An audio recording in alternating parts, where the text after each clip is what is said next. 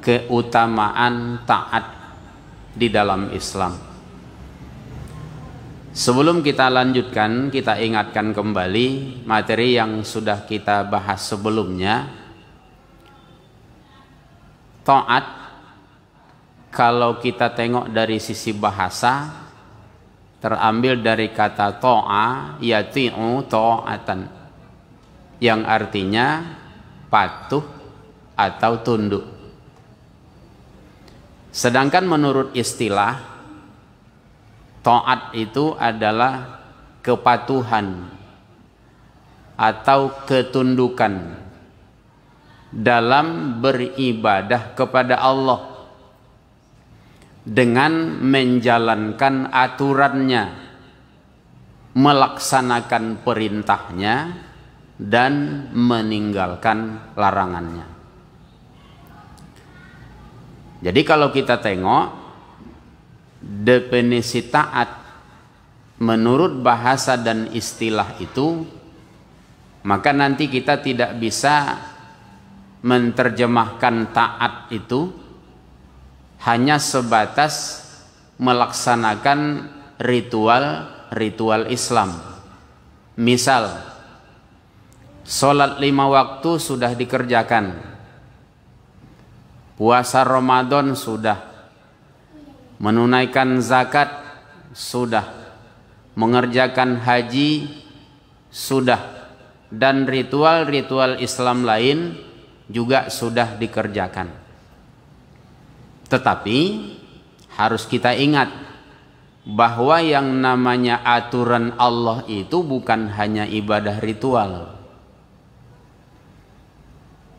Makanya kalau saya menyikapi kegiatan atau program yang dibuat oleh pengurus Masjid Jami'atuz Zahidin, sebetulnya merupakan suatu cara yang dibuat bagaimana caranya supaya jamaah Masjid Jami'atuz Zahidin ini menjadi orang yang taat.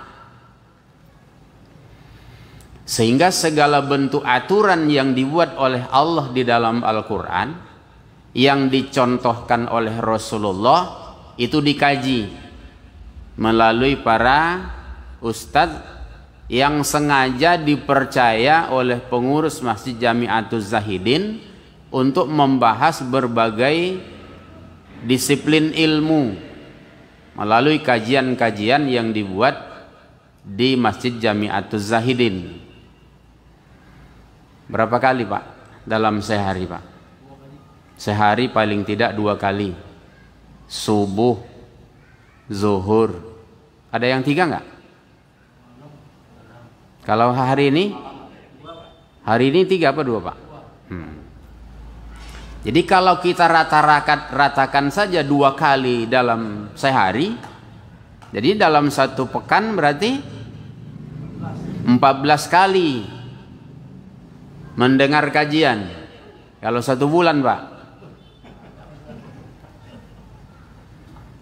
nah berapa kali itu? Jadi kalau di satu sisi bapak-bapak dan ibu-ibu yang hadir mendengar kajian ini ada untung dibanding orang yang hanya menengok di Facebook ya Pak. Ini kan secara langsung nih kan Pak. Nah, dibanding hanya nengok di Facebook. Kenapa? Kalau kita nengok di Facebook sambil makan, buka Facebooknya, hidupkan, tampak tuh. Nah, itu berbeda hasilnya dengan orang yang langsung hadir seperti ini. Apa sebab? Kita ingat pesan Rasulullah, man salaka tariqan yaltamisu fihi ilman sahhalallahu bihi tariqan ilal jannah. Siapa yang menempuh jalan, berarti jalan dia, bukan yang duduk. Yang menempuh jalan, jalan apa? Untuk menuntut ilmu pengetahuan. Dari rumah ke masjid, jalan. Walaupun mungkin yang jalan bukan kakinya, putaran roda motornya ya Pak. Tapi kan melakukan perjalanan, bermodal gitu tuh. Kata Rasulullah, sahhalallahu bihi tariqan ilal jannah. Akan dimudahkan Allah jalan baginya menuju surga. Di satu sisi. Tapi di sisi lain, semakin banyak kita mendatangi kajian atau majelis ilmu, tentu ilmu kita semakin banyak. Semakin banyak ilmu, mestinya semakin taat kita kepada Allah. Jadi kalau orang sedikit ilmunya, sedikit taatnya, di satu sisi pas juga. Orang ilmunya dikit, ketaatannya dikit. Tapi kalau ilmunya sudah banyak, yang ditaat sedikit, apalagi kalau tidak taat, khawatirnya kita apa? Kata Rasulullah, orang yang berilmu tapi bi ghairi amalin, ilmunya itu tidak diamalkan. Kata Rasul, kal misbahi yahriku nafsahu, bagaikan lilin yang membakar dirinya sendiri. Gimana tuh Pak? Kalau lilin membakar dirinya gimana? Dirinya sendiri habis, orang yang di sekitarnya terang. Nah, jadi makanya kita yang hadir ini, satu sisi alhamdulillah ada janji Rasul akan dimudahkan menuju surga. Tapi kalau sempat nanti, apa yang sudah kita ilmui sengaja kita langgar, sengaja tidak kita amalkan, itu masalah juga buat kita. Apalagi kami para ustadz ini Pak. Apa peringatan Allah tuh? Ya ayyuhalladzina amanu lima taquluna ma la taf'alun. Nah, ini untuk para, terutama untuk saya nih. Kata Allah, hai orang yang beriman, mengapa kamu mengatakan apa yang tak kamu kerjakan? Ini ada indikasi nih. Ada orang yang beriman itu ngajari orang pandai, memberikan ilmu kepada orang bisa, berbagai macam prinsip ilmu tentang agama dikuasai, tetapi tidak diamalkan. Berarti apa yang ilmu itu tidak ditaati. Apa lanjutan ayatnya? Kabura maqtan indallah, sangat besar murka di sisi Allah. Antaqulu ma la taf'alun, kalau mengatakan sesuatu sementara sesuatu yang ia katakan itu tidak ia kerjakan. Di sini pentingnya taat. Kalau kita tengok berdimah surah Al-Hujurat, tepatnya pada ayat yang ke-14. Kata Allah dalam ayat ini, qalatil a'rabu amanna, orang-orang Arab telah mengatakan, orang Arab Badui mengatakan, datang kepada Rasulullah. Apa kata mereka kepada Rasulullah?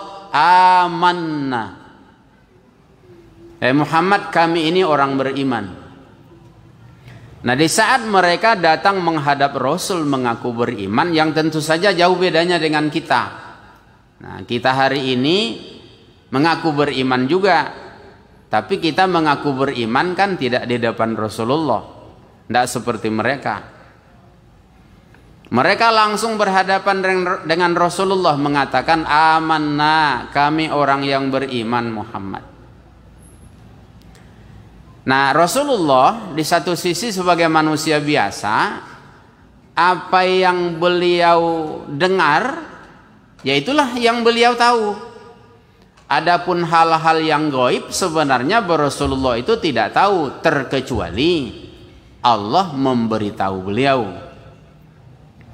Nah, maka di saat orang Arab menghadap beliau mengaku beriman, langsung Allah berikan informasi kepada beliau. Kata Allah, "Qul," katakan ya Muhammad, "lam tu'minu," kamu itu belum beriman. Nah, ini nanti mau kita tarik perbandingan.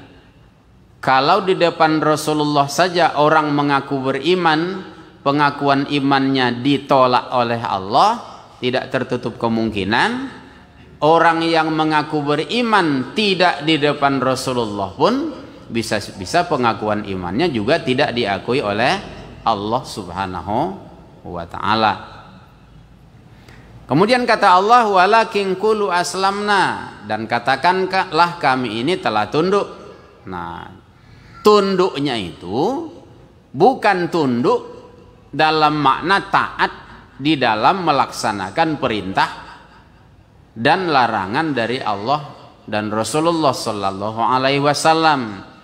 Mereka itu tunduknya karena memang waktu itu tanah Arab itu sudah berada di bawah kekuasaan Rasulullah, berada di bawah kekuasaan Islam. Nah, kemudian lanjutannya dikatakan Allah, apa yang menyebabkan pengakuan iman mereka di depan Rasul itu ditolak oleh Allah? Rupanya lamma yadkhulul imanu fi qulubikum. Pengakuan iman yang keluar dari lisan mereka itu rupanya tidak masuk ke dalam hati. Jadi kalau istilah bahasa kita sehari-hari, pengakuannya imannya itu ibarat lipstik aja, penghias bibir, yang hanya dengan air ludah saja lipstik itu sudah hilang ya Bu ya. Kadang dipasang pagi, siang hilang, pasang siang, sore hilang. Lipstik kan nggak itu. Jadi rupanya pengakuan iman mereka itu seperti itu juga, hanya di dalam di lisannya saja, tidak masuk ke dalam hati. Jadi kalau pengakuan iman seperti itu, jangankan sekarang di depan Nabi pun diucapkan, tidak akan diakui Allah juga. Nah, makanya kata Allah, "Wa in tuti'ullaha," jika kalian taat kepada Allah, "wa rasulahu," taat kalian kepada Rasulnya, "la yalitskum min a'malikum syai'a," Allah tak akan mengurangi pahala amalan kalian sedikit. Nah, jadi dari ayat ini kita bisa ambil suatu kesimpulan bahwa untuk membuktikan seseorang itu beriman kepada Allah, maka dilihat dari ketaatannya. Dalam hal apa? Dalam melaksanakan aturan Allah, di dalam melaksanakan aturan yang dilakukan oleh Rasulullah Sallallahu Alaihi Wasallam untuk menerapkan aturan yang diturunkan oleh Allah Subhanahu Wa Taala. Nah, maka dalam hal ini Bapak dan Ibu, sebagai orang yang beriman kita, terutama seperti yang saya bilang di awal, kita yang rajin mendengar kajian, harus ada evaluasi. Karena kan itu perintah Allah, wal tanzur nafsun ma qaddamat liqad. Hendaklah setiap diri memperhatikan apa yang sudah ia lakukan. Nah, kalau kita buat hitung-hitungan, misal dari sekian lama saya mengikuti kajian di Masjid Jami'atuz Zahidin, apa ilmu yang sudah saya dapat tentang Islam? Misal membahas fikih muamalah, bagaimana cara bermuamalah menurut Islam, sudah dijelaskan oleh para ustadz. Nah, kemudian setelah kita menguasai ilmu tentang bagaimana cara bermuamalah di dalam Islam, sudah kita taati tidak aturan itu? Kalau sudah, berarti masuk orang taatlah kita. Tapi kalau bagaimana cara bermuamalah di dalam Islam, ilmunya sudah kita miliki, tapi tidak diterapkan, kita tidak termasuk orang yang taat di situ. Apalagi contoh kajiannya akhlak. Dijelaskan Ustadz apa definisi akhlak. Kemudian pembagian akhlak, misalnya ada akhlak mahmudah, ada akhlak mazmumah, ada akhlak yang baik, ada akhlak yang buruk. Evaluasi akhlak kita. Ketika dia menjelaskan akhlak yang baik, sudahkah akhlak-akhlak yang baik yang dibahas oleh para ustadz itu kita terapkan dalam hidup kita? Kalau iya, berarti taat lagi itu. Tapi kalau ternyata akhlak yang mahmudah itu seperti ini, yang terpuji itu seperti ini, akhlak yang tercela seperti ini, yang akan diterapkan sebetulnya akhlak yang terpuji, tapi yang kita kerjakan akhlak yang buruk juga, kita tidak termasuk kepada golongan orang yang taat di situ. Nah, Bapak dan Ibu, yang paling menakutkan kita, salah satu hadis Rasulullah yang diriwayatkan oleh Imam Muslim, kata beliau apa? Man kharaja, siapa saja yang telah keluar minat ta'ah, dari ketaatan, jadi tidak patuh dia, tidak dilaksanakannya perintah, tidak ditinggalkannya yang dilarang Allah. Kata Rasul, faqad khala'a ribghatal Islam min unuqihi, maka telah terlepaslah kalung Islam dari lehernya. Ini na'udzubillah. Jadi kalau begitu, di saat kita mengikrarkan syahadatain, kalau saya sering beri contoh, ibarat serban saya nih Pak, awalnya tak dipakai. Ketika kita ikrarkan asyhadu alla ilaha illallah wa asyhadu anna muhammadar rasulullah, berarti di saat itu saya memakai serban saya nih. Ada masanya lepas. Kapan dia lepas? Kata Rasulullah, faqad khala'a ribghatal Islam min unuqihi, tadi lepas kalung Islam dari lehernya itu man kharaja yadan minat ta'ah, siapa saja yang keluar sejengkal dari ketaatan. Jadi keluar dari ketaatan, lepas Islam dari leher. Maka sahabat bertanya, ya Rasulullah, bagaimana kalau kami masih sholat? Bagaimana kalau puasa? Kata Rasulullah, an shalla wa shoma wa za'ama annahu muslim. Meskipun ia masih sholat, ia masih puasa, dan ia masih mengaku bahwa dia beragama Islam. Ini na'udzubillah Pak. Sholatkah? Sholat. Puasakah? Puasa, ngaku Islam? Iya. Tapi ketika ketaatan tidak ada lagi pada orang itu, kata Rasulullah, sebenarnya itu dia tidak layak dikatakan sebagai seorang muslim. Nah, makanya kalau kita tengok pengertian Islam itu juga kan aslama yuslimu Islam, artinya tunduk, patuh, berserah diri. Nah, kalau bahasa orang pasarnya, siap mengikuti aturan Allah. Nah, itulah yang patuh itu sebetulnya. Itulah yang Islam itu. Nah, jadi dalam hal ini jangan sempat kita yang sudah tahu bahwa sebenarnya kita harus lakukan ini, sengaja ndak kita lakukan padahal kita bisa melakukannya.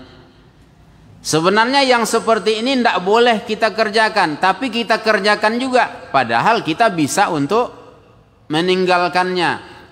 Itu sangat membahayakan. Bisa-bisa kita ini ibarat lilin yang membakar diri sendiri. Nah, Bapak dan Ibu yang dirahmati Allah,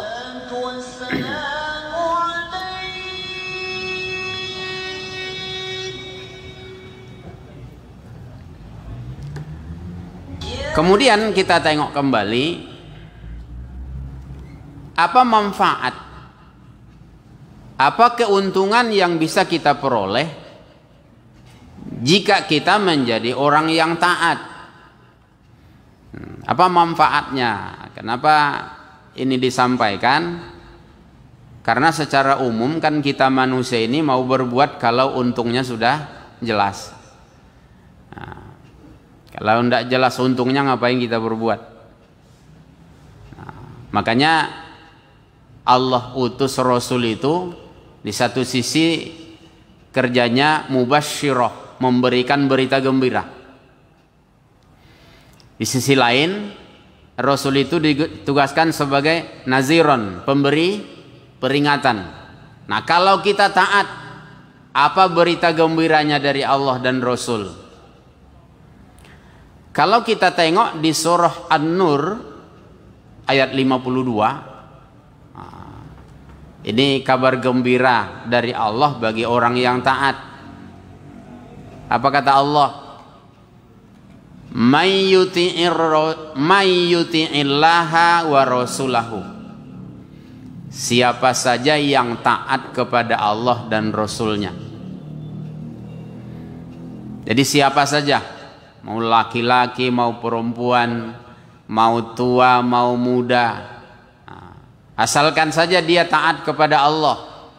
Kemudian wa yakhsyallah, dan ia takut kepada Allah. Takut kepada Allah tentu ia buktikan dengan perbuatan juga. Tidak takut-takut secara teori saja.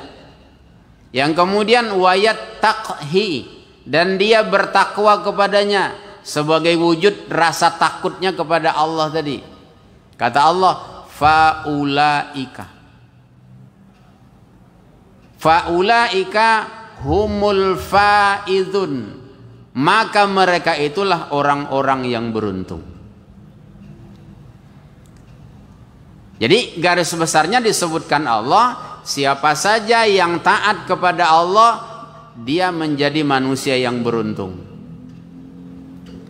Apa untungnya? Nah, kalau kita tengok dari sisi hadis nanti, informasi Rasulullah tadi sudah kita baca di pangkal. Kata Rasul, as-sa'adatu kullu sa'adati tulul umuri fi ta'atillah. Kebahagiaan dari segala bentuk kebahagiaan, yang paling membahagiakan adalah umur panjang dalam taat kepada Allah Subhanahu wa ta'ala. Jadi maknanya apa dalam hadis ini?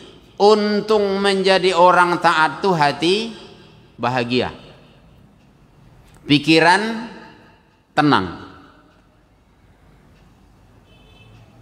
Nah, mana contoh? Ada contoh sederhana, Pak. Kalau saya membawanya dalam kehidupan sehari-hari. Misal,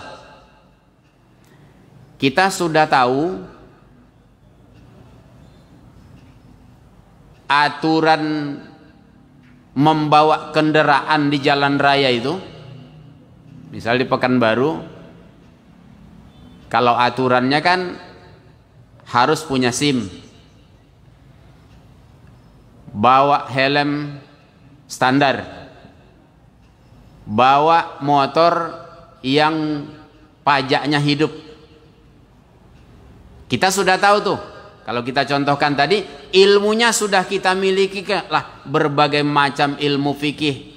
Fikih muamalah, fikih munakahatnya, fikih mawarisnya, fikih jinayat, sudah ada dalam keilmuan kita semua.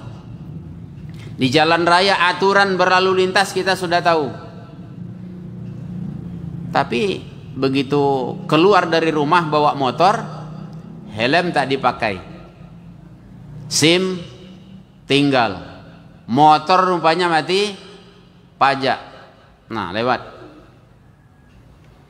Tiba-tiba dari jauh nampak polisi sedang razia di jalan. Gimana perasaan, Pak? Tenang enggak tuh? Enggak tenang. Udah mulai takut. Apa sebab? Kalau sempat satu kesalahan nanti dendanya sekian, harus bayar berapa? Yang susahnya motornya yang langsung diangkat. macam pikiran yang muncul. Pikiran kita gelisah, jiwa tak tenang. Kenapa? Ada pelanggaran yang kita lakukan. Itu baru pelanggaran lalu lintas yang dibuat oleh manusia. Nah, secara nurani, fitrah kita ini kan tunduk kepada Allah sebetulnya. Makanya Bapak dan Ibu coba kita rasakan, kalau kita tahu aturan Allah tuh seperti ini tapi sengaja kita langgar, itu pasti pikiran kita, jiwa kita tak tenang, pasti gelisah dia di saat fitrahnya masih bersih. Tapi kalau dia buat maksiat, senang aja dia. Dia sengaja melakukan pelanggaran terhadap aturan Allah, padahal dia tahu itu sebuah pelanggaran. Tidak ada gelisah di hatinya. Itu dipertanyakan kesucian jiwanya itu, Pak. Kemanusiaannya itu dipertanyakan. Nah, jadi makanya Rasulullah mengatakan tadi, kalau orang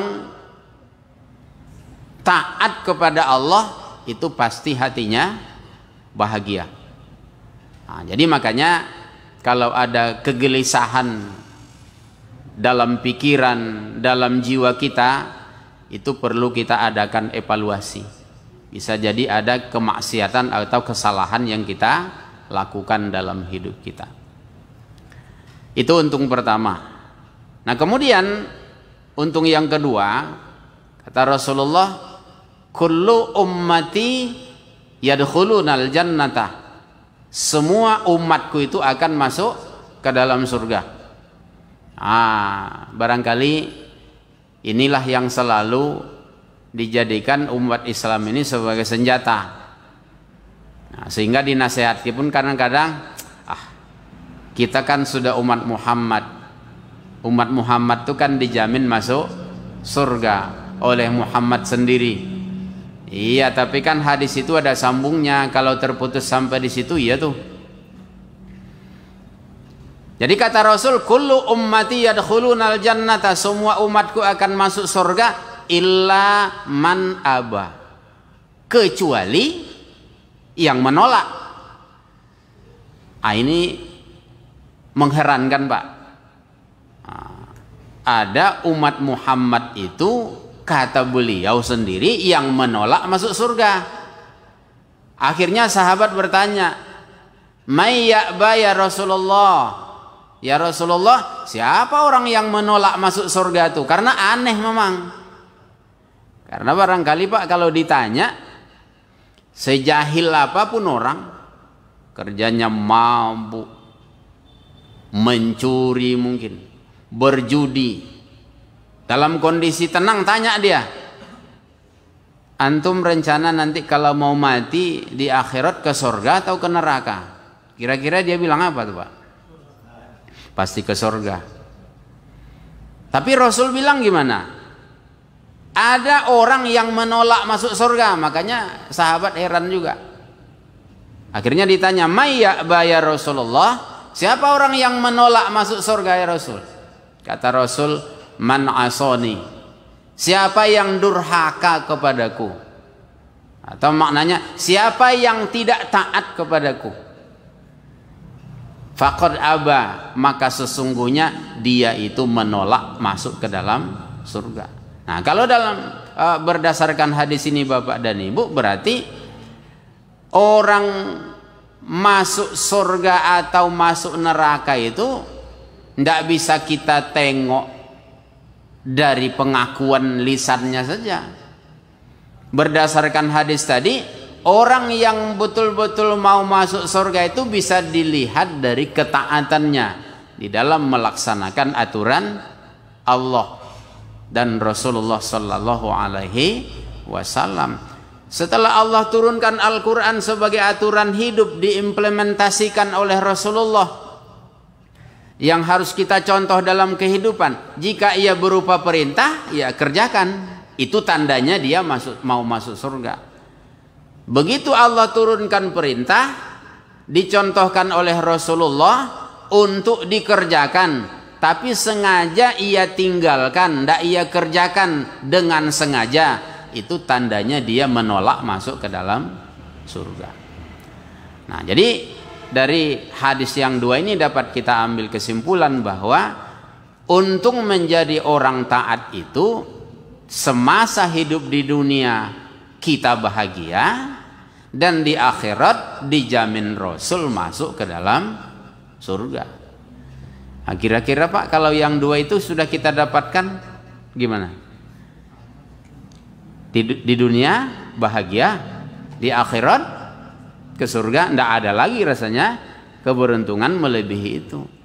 Walaupun secara materi mungkin di dunia ini harta tidak punya, hidup pas-pasan, kalau istilah orang Padang, dapet pagi habis sore gitu ya. Tapi kalau hati bahagia, sudah, itu sudah lebih beruntung dibanding orang yang bergelimang harta tapi pikiran kacau. Surga. Nah, oleh sebab itu tidak ada ruginya menjadi orang yang taat kepada Allah, taat kepada Rasulullah semasa hidup di dunia. Karena sebelum masuk surga di akhirat dibantu. Nah, itu hal yang dapat kita bahas tentang keuntungan taat di dalam Islam. Sebelum kita sambung Pak, ada pertanyaan? Iya Pak, silakan. Bicara tentang ketaatan. Iya. Orang beriman, itu ada indikator-indikator. Iya ya Pak. Kalau yang namanya semua itu ada namanya perintah, ada namanya larangan. Iya ya. Nah, dulu kita pernah belajar kalau perintah itu kerjakan yang semampunya. Iya. Kalau yang wajib kan. Tapi kalau yang namanya larangan itu mutlak. Iya. Nah, ini bagaimana nih dengan pembahasan tadi? Misalnya kalau taat, kalau rasanya ya karena kemampuan kita, maka juga kita dianggap tidak beriman. Makanya ada perintah yang tidak kita bisa. Iya. Jadi pada hakikatnya taat kepada Allah itu kan jelas perintahnya. Jika ia perintah Allah harus dikerjakan, jika ia larangan harus ditinggalkan. Cuman bagaimana dengan penjelasan la yukallifullahu nafsan illa wus'aha, gitu ya. Jadi Allah itu tidak membebankan sesuatu kepada umat itu di luar kemampuannya. Jadi di dalam menerapkan ayat itu tidak bisa didasarkan kepada perasaan Pak. Rasa-rasanya nggak sanggup saya. Anda tidak bisa tuh seperti itu. Nah, jadi artinya kalau bahasa yang sering kita gunakan di dalam melaksanakan ketaatan kepada Allah tuh minimal maksimal gitu. Ya Pak, minimal maksimal. Bisa dipahami Pak? Minimal maksimal tuh setidak-tidaknya itu minimalnya. Ikhtiar kita untuk mentaati perintah, mentaati larangan Allah tuh maksimal kita. Jadi tidak bisa dirasa-rasa. Belum tentu kita tidak mampu, kita sudah katakan tidak mampu. Itu tidak bisa. Yang dapat dispensasi untuk tidak mengerjakan itu memang karena dia nggak mampu. Misalnya saja kalau kita tengok dalam kaifiat sholat kan, wajib berdiri bagi siapa? Bagi yang mampu. Kalau enggak, duduk. Kenapa dia boleh duduk? Kenapa Pak? Tidak sanggup berdiri, baru boleh duduk. Anda bisa duduk lagi berbaring. Kenapa dia boleh berbaring? Karena memang tidak sanggup duduk lagi. Dan itu bukan dirasa-rasa. Bapak kok sholatnya di atas kursi? Rasa-rasanya tidak sanggup berdiri. Udah dicoba nggak? Itu dulu. Jadi tidak bisa dirasa-rasa. Memang betul-betul sudah memenuhi syarat kita untuk tidak menerapkan itu, atau sudah memenuhi syarat untuk mendapat dispensasi, mendapat rukhsah untuk tidak mengerjakan perintah dan larangan itu, baru. Tapi kalau sudah bisa kita mengerjakannya, kita sendiri yang tidak bersemangat atau tak mau mengerjakannya, itu dapat sanksi kita nanti dari Allah Subhanahu wa ta'ala. Misalnya ibadah yang dalam waktu dekat akan kita kerjakan, ibadah kurban, Pak. Apa kata Allah? Inna a'toinakal kausar. Kami sudah berikan kepada kalian nikmat yang banyak. Kalau kita hitung-hitung nikmat Allah yang sudah kita pakai kan enggak terhitung. Karena itu kata Allah, fasalli, salat kalian li rabbik, demi Rabb kalian. Kemudian wanhar, berkurban kalian. Kalau berkurbannya itu nanti dengan mengorbankan kambing misal atau sapi, kalau memang kita punya kesanggupan dengan rezeki yang diberikan Allah untuk berkorban misalnya dengan kambing, sanggup kita, tapi kita nggak mau, gimana tuh Pak? Berdosa nggak kita? Berdosa. Karena apa? Kita tidak dapat rukhsah untuk tidak mengerjakan kurban tadi.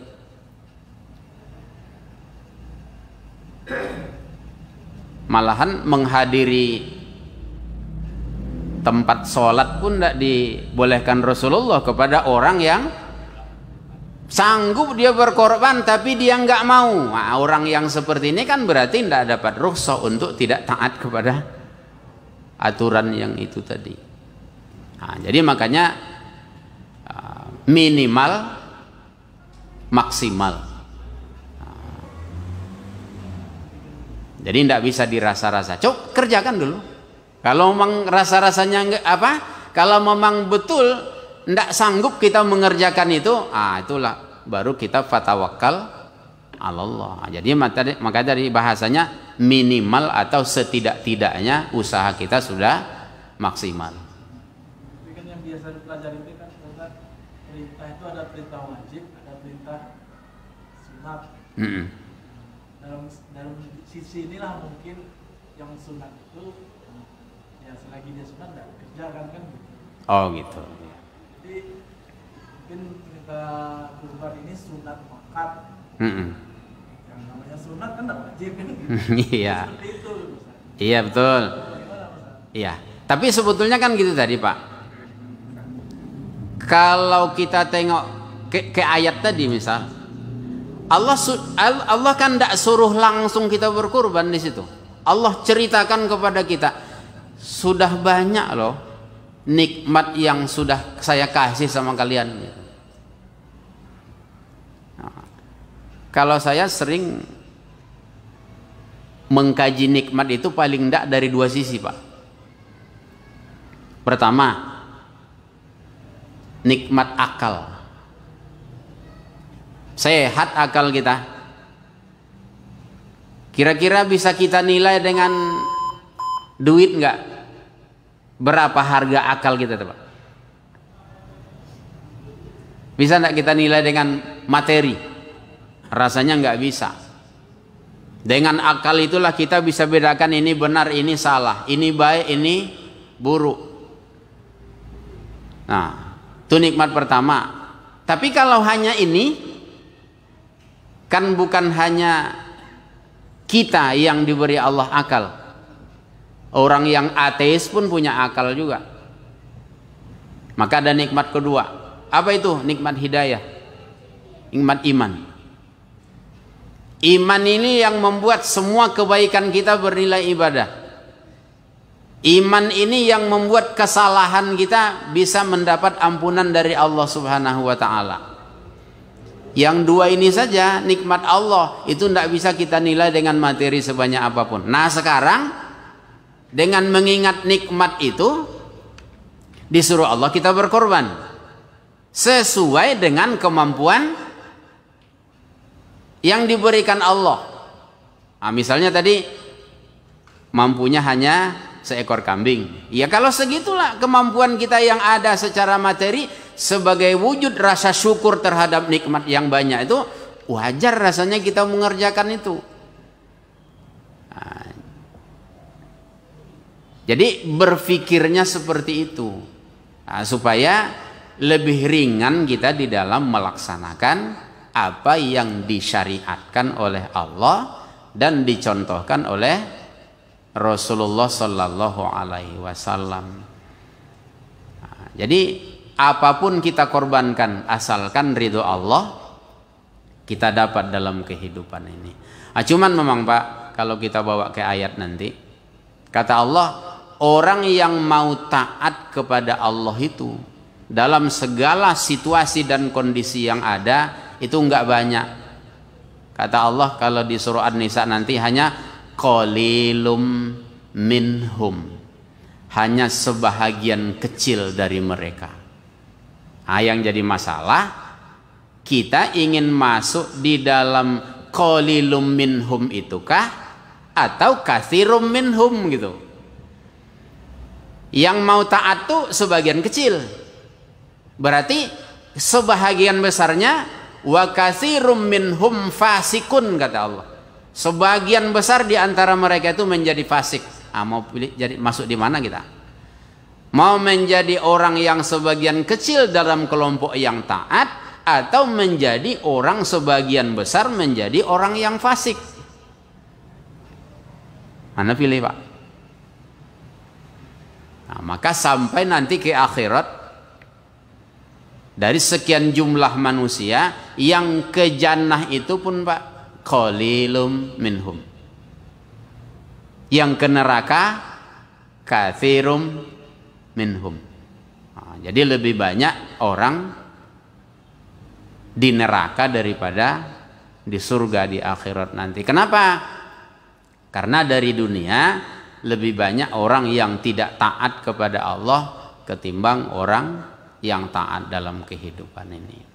Nah, jadi dalam hal ini Bapak dan Ibu diingatkan kembali kepada kita semua, setiap kajian-kajian yang sudah disampaikan oleh para ustadz, para saudara kita, entah pagi ba'da subuh, entah siang jelang sholat zuhur, entah ba'da maghrib jelang sholat isya, nasihat kami sebagai saudara seiman, materi-materi kajian itu jangan hanya sebatas diilmui, tetapi apa yang sudah kita ilmui mari sama-sama kita jadikan sebagai panduan. Jika itu berupa perintah Allah, taatilah, kerjakanlah perintah itu semaksimal kita mampu. Jika dia berupa larangan, tinggalkanlah. Nah, karena itulah yang dikatakan taat di dalam melaksanakan perintah dan meninggalkan larangan Allah Subhanahu wa ta'ala, yang insya Allah dengan itu di dunia kita akan bahagia dan di akhirat nanti dipastikan Rasul kita masuk ke dalam surga bersamanya insya Allah. Nah Bapak dan Ibu yang dirahmati Allah, waktu kita terbatas, demikian saja yang dapat disampaikan pada kesempatan malam ini. Semoga Allah memberi kita pemahaman lebih baik dari apa yang disampaikan dan bisa kita jadikan sebagai motivasi untuk menjadi orang yang taat dalam melaksanakan perintah, taat dalam meninggalkan larangan Allah Subhanahu wa taala dalam hidup kita. Hadanallahu wa iyyakum ajma'in. Subhanakallahumma wa bihamdik asyhadu an la ilaha illa anta astaghfiruka wa atubu ilaik.